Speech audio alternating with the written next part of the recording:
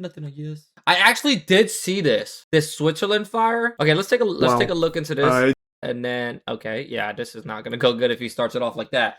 And then we're taking a look at the diaper madness. Let me see if I can find the TikTok real quick. Oh, right here. Look, okay. This is graphic viewers. I'm gonna put the warning up.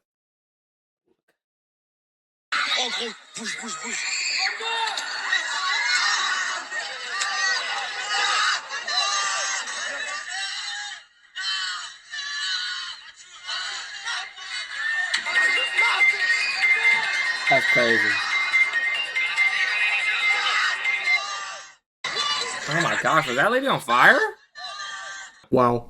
I just learned about the Switzerland ski resort fire last night, and what a devastating tragedy. At a ski resort bar, a fire broke out that claimed the lives of 40 people, and over 100 have been injured as of me making this video right now. Those are the numbers that are reported, and it is just heartbreaking.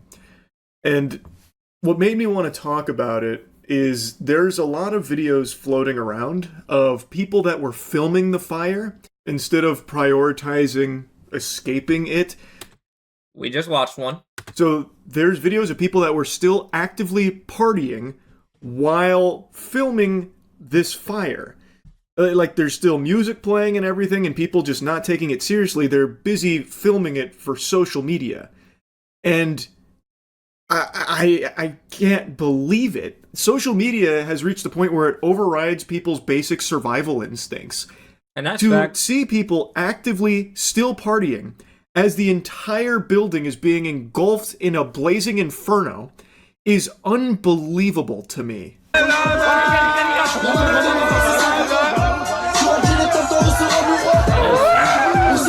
Okay. Maybe we didn't find like a video of people partying. This is crazy.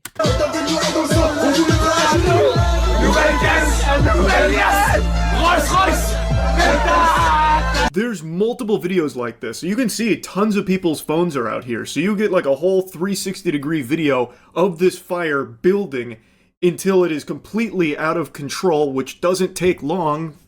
That's how fire works. And then did they think people it was like a club panicking, effect? Scrambling to escape, but for some it was just way too late. 40 people died in this. It's fucking tragic. And I still just can't believe that people would be like filming and partying while something like this is happening instead of escaping or helping others to escape as well. Like, maybe there were people that didn't know this was going on, and someone filming could have instead, you know, let them know like, hey, we got to get the fuck out of here or something. It's so weird to me that we've reached a point where people would prioritize social media updates as opposed to their own life. You know what's a lot cooler than a few handful of likes on TikTok? Being alive. I urge anyone watching this you can like the to TikToks. Remember that at the end of the day, social media is not the most important thing in your life. Your life is the most important thing in your life. So anytime there's something like a fire going He never lie. Going on, don't think of it as like a potential unique content opportunity. I feel like so much of the world has become incredibly geared towards like content brain 100% of the time, when it just shouldn't be that way. You should always be trying to prioritize your actual life as opposed to like your digital footprint. Yep. And whatever you do online and all that kind of thing. It's just very, very sad to see this. Celebration in the Swiss Alps shows the chaos as the deadly flames spread at a bar popular with young people and tourists. You can hear the screaming, people scrambling for the exit. Well, yeah, what happened here? Okay, so this is the video we saw, but what happened here? It looks like they're stuck. But what are they stuck on? Flames ripped through the confined spaces of the bar Le Constellation. Swiss authorities say about 40 people were killed and more than 100 injured in the fire that began at 1:30 a.m.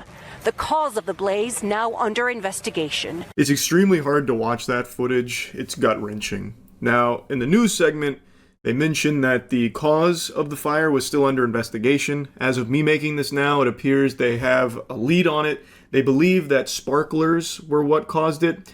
The sparklers appeared to have led to what is referred to as a flashover incident where the fire spread very rapidly. Investigators would assess soundproofing foam used in the ceiling and whether anyone needs to be held criminally liable for the fire. The sparklers they're referring to are champagne bottle sparklers. Now, I've seen this picture floating around, which seems legitimate, but in the age of AI, I can never really be sure anymore. But I've seen this in quite a few different places, including actual publications. But even still, I always take everything with a whiff of uncertainty because, again, it could be, phony baloney AI. But in that picture, the soundproofing, the foam on the ceiling, that does match what appears to be catching on fire in the videos that were filmed. So, regardless, it seems like it was the champagne bottle sparklers that started this incident, and it spread the fire very rapidly. It immediately reminded me of the 2003 Station nightclub fire, which killed 100 people, and the fire started in a very similar fashion where the acoustic foam paneling caught on fire during pyrotechnics. Here, the sparklers caught that foam on fire. Now, I believe the venue should be held liable. I do. Now, of course, I'm not a Switzerland authority, nor am I a fucking fire marshal or anything like that. I am a 5'6" homunculus layman. But I feel like if you are going to be selling champagne with sparklers on top, you probably also shouldn't have exposed, highly flammable foam paneling, where if a sparkler is raised a little too high, it can just cause all of it to ignite. That's clearly a huge problem and a big oversight to be combining these two things. It is a recipe for disaster. Now, I don't know if this was like the first year this bar did the sparklers and champagne thing or not, because if they were doing it previously, I'm surprised it wouldn't have happened sooner if the layout and the materials have stayed exactly the same. Like, that does seem to just be a glaring issue to have that there while also selling sparklers. But anyway, I saw in an article that one of the bar owners said that it's been inspected 3 times in 10 years and it passed the regulations. Again, I am a fucking idiot when it comes to this kind of thing, but that feels like a very little amount of inspection to be conducted over the course of a decade. Yeah.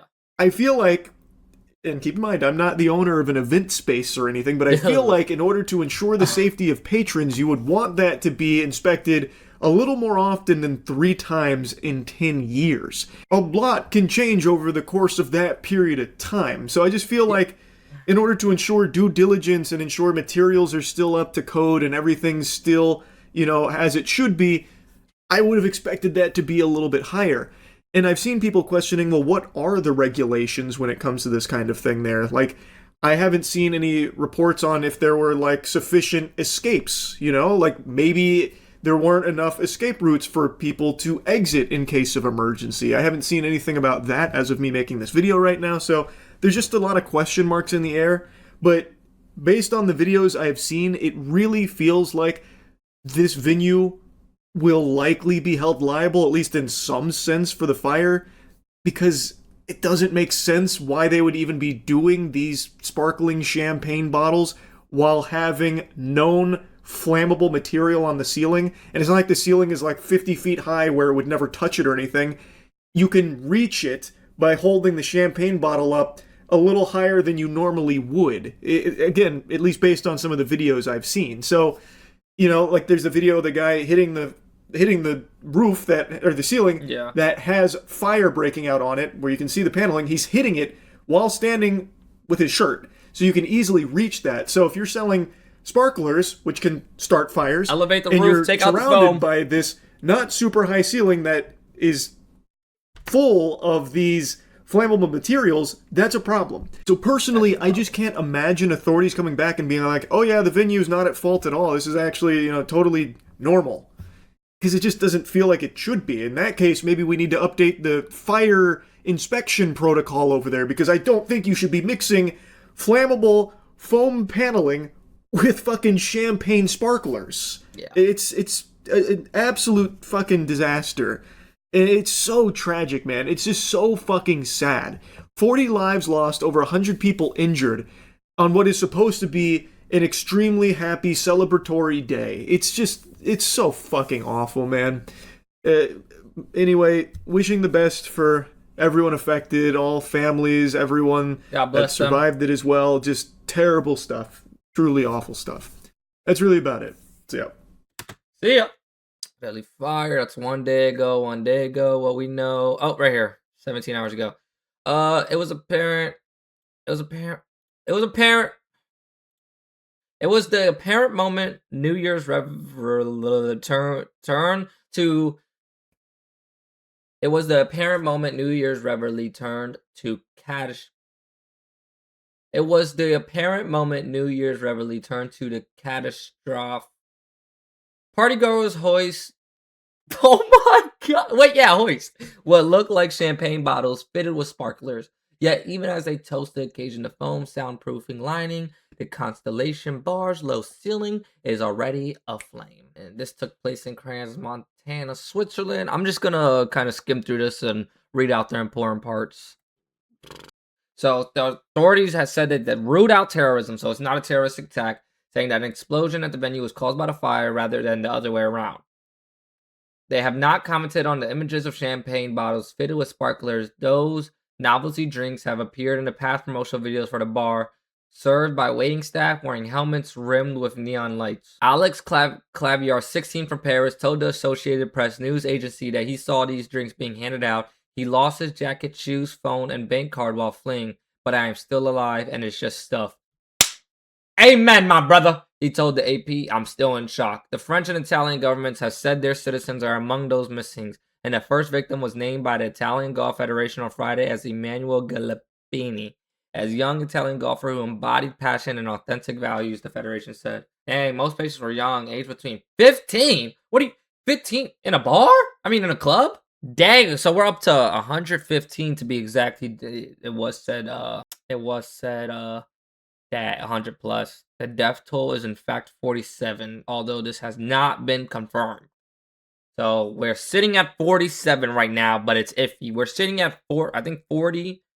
So okay, so it says about 40, but it's 47, just not confirmed. Yeah, that's crazy. All right, let's see if we can find another article. This was 2 hours ago. This was 1 hour ago. Let's do the 1 hour one. When a devastating fire broke out of Crans, Montana at around 1:30, two-story bar. Two-story? Damn. Many of them teenagers. That's insane, bro. We thought it was a joke or that it wasn't necessarily serious, said Alex Clavier, which is actually the guy from the last article we just read. A teenager who was in the basement with friends when the fire started. Moments later, there was a huge cloud of black smoke. Clavier told a Swiss news agency Keystone, we couldn't breathe anymore. It all happened in seconds, said Julie, a 19-year-old from the Swiss city of Lausanne who did not want to give her last name. Panic ensued. Ooh, wait, hold on. Can we hear this? Right there. Yeah, I'm not watching that. People just suddenly started running and walking on top of each other, she told her. Fighting back tears, there was an enormous crowd, and this was a really small entrance, and it was hard to escape. She was on the ground floor and escaped with an injured foot. A friend who was with her caught on the flames that tore through the basement and ended up in hospital with severe burns, she said. At least 40 people were killed. Dang, we're up to 119 injured. Oh my gosh, it's going up. Okay, so now they're lighting candles already from there. Very rapid, widespread. Questions have also arisen about film material that had been used. Okay, so yeah, we know about that. Swiss Project said on Saturday that they have placed the bar's 2 managers under investigation on suspicion of homicide by negligence and other crimes. Realtors could not immediately reach them for a comment. Wow, we saw people burnt without any clothes. They were so burnt, said Jeremy, a 22-year-old student who was visiting from France, and said he had helped some of those emerging from the flames into the freezing night. Many in the town described and her friends lost and scrambled, and children who never returned from their night out. The fire burned victims so severely that investigators said they would need days to identify the bodies. Damn. I don't even know if he is recognizable. Said Lietta Broad, dang, that's an interesting name, whose 16-year-old son Arthur sent her a New Year's text message from about an hour before the fire started. All I want to do is find my son and be close to him, whether he be alive or dead.